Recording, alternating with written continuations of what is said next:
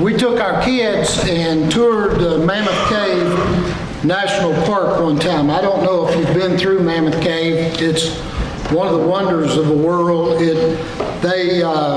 In doing some exploring not that long ago, they discovered a whole new part of Mammoth Cave that they didn't know existed.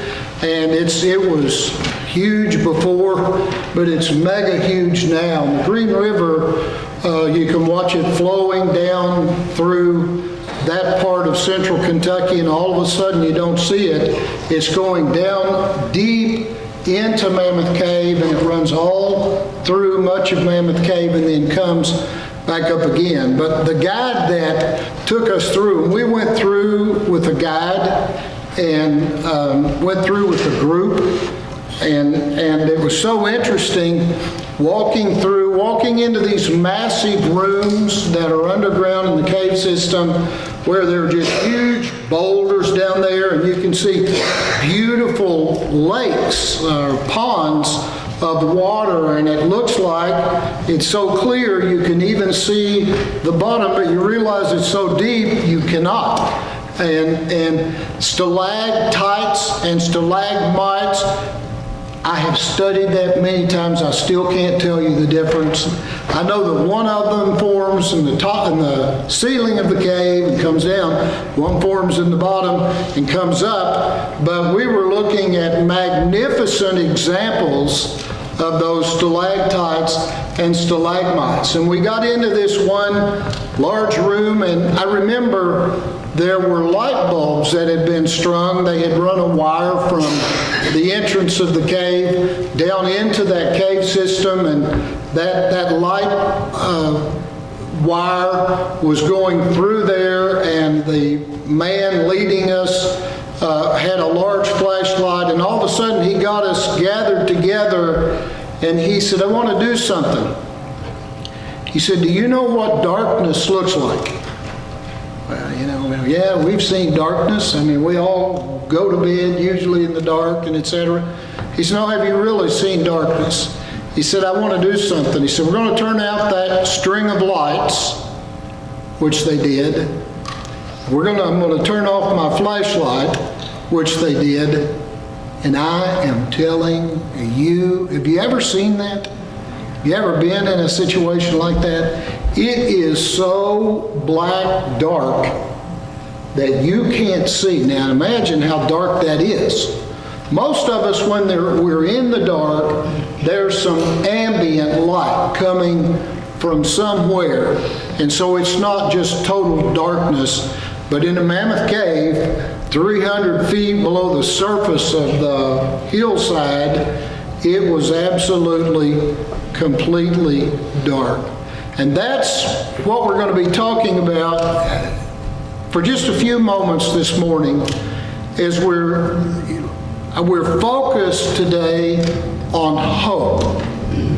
And I love the fact that in our presentation this morning, they talked about light, because hope and light really are carrying the same message. As I said, we'll have hope, and then next Sunday peace, then joy and love. We'll walk through this. Now, I know that most of us are itching to get to the shepherds and to the mangers and to the wise men, but that's not where we are right now in the Advent season.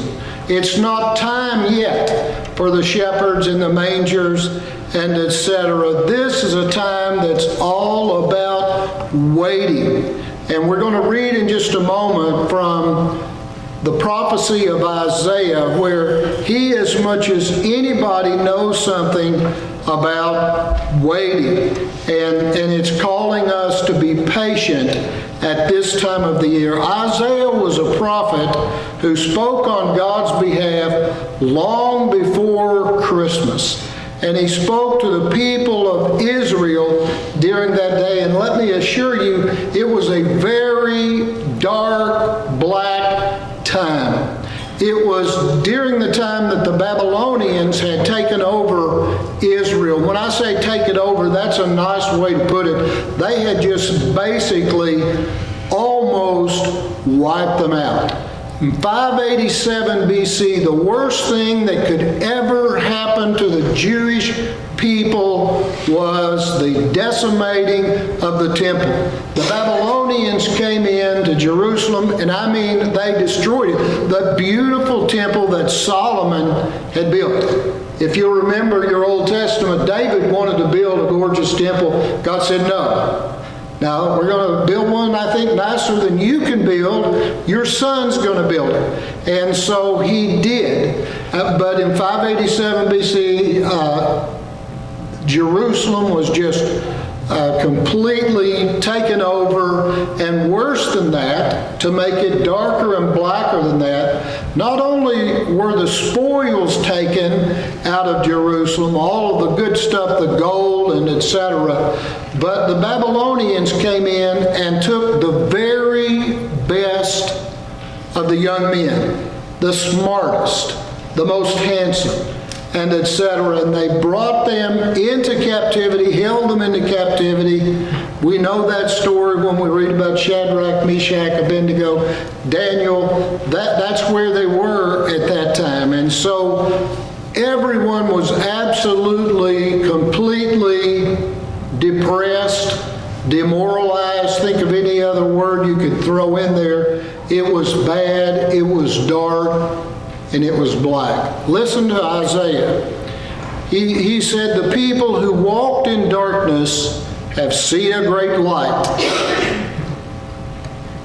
Those who lived in a land of deep darkness, on them light has shined." Now these people are still in a horrible situation, but Isaiah is prophesying. "You have multiplied the nation, you have increased its joy.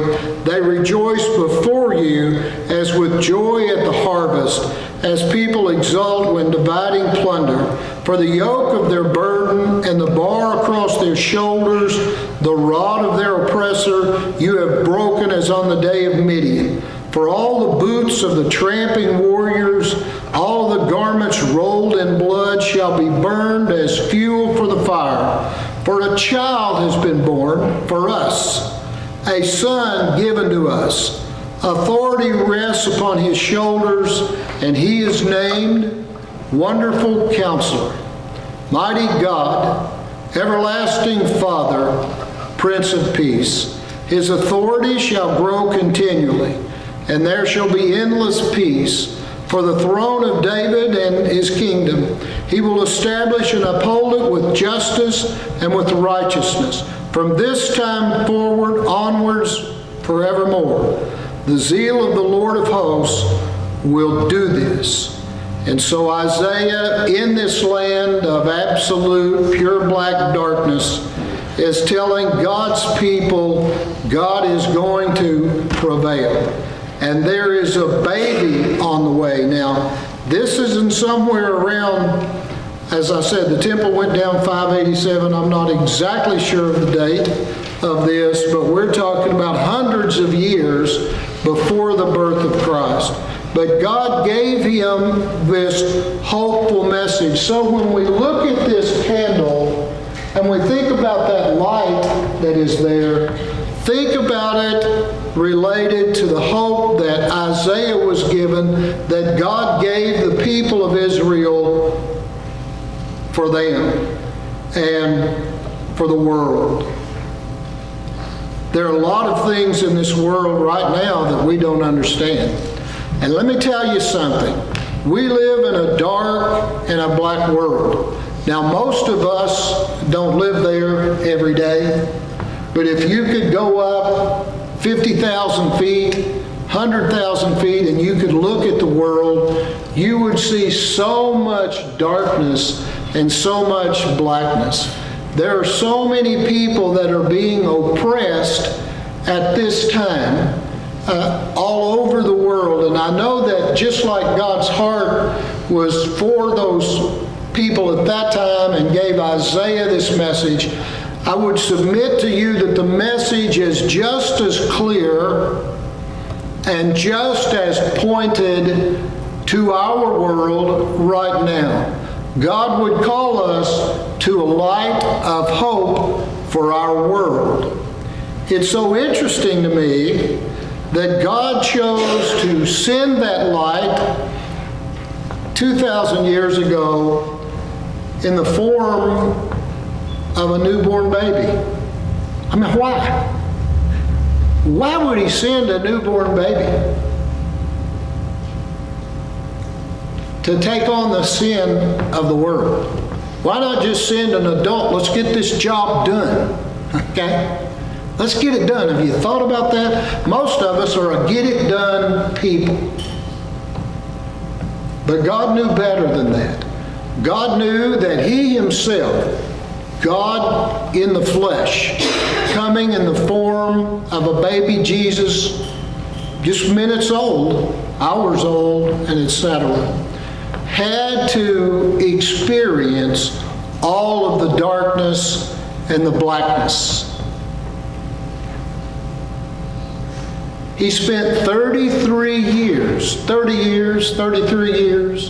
in the darkness and the blackness, because when he got to the point that he gave his life for us and he was crucified on the cross, he needed to have experienced all the yuck of the world, all of the bitterness, all of the hatred. And he was treated in a bitter and hateful way, but there was bitterness and hatefulness all over that world.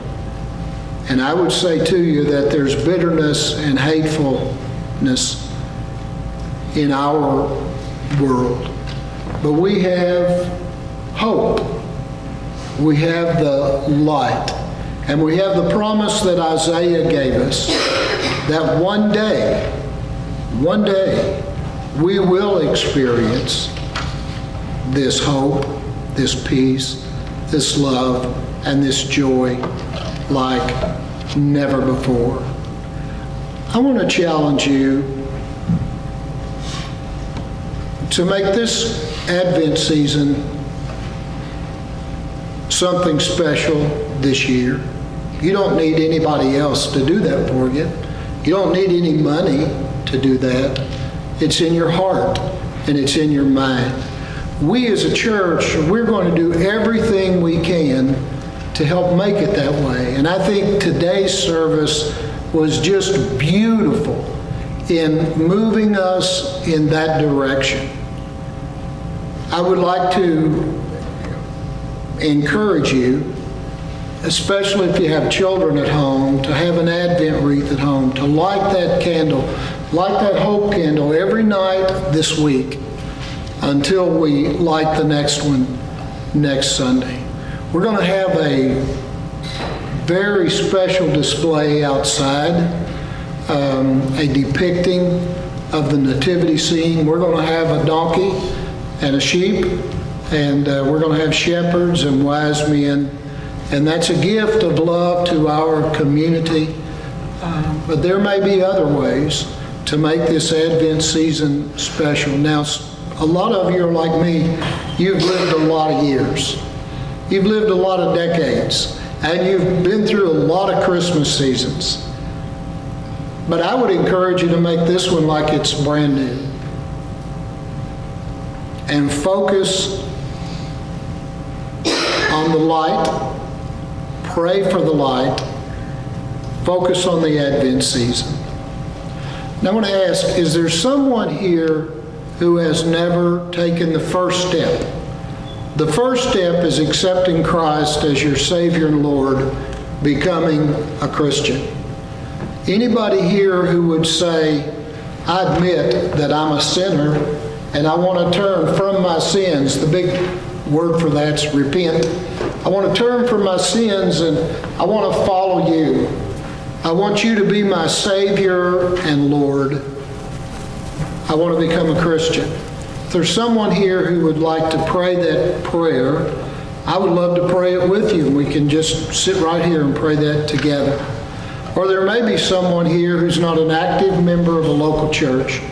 I would encourage you to consider making this day the day that you say that. You might say, I want to go through this Advent season absolutely, completely committed to the reason for the season. Whatever decision God has placed on your heart, I would ask you to make it public, if you would, as we stand and sing our hymn of invitation. Would you stand and let's sing together?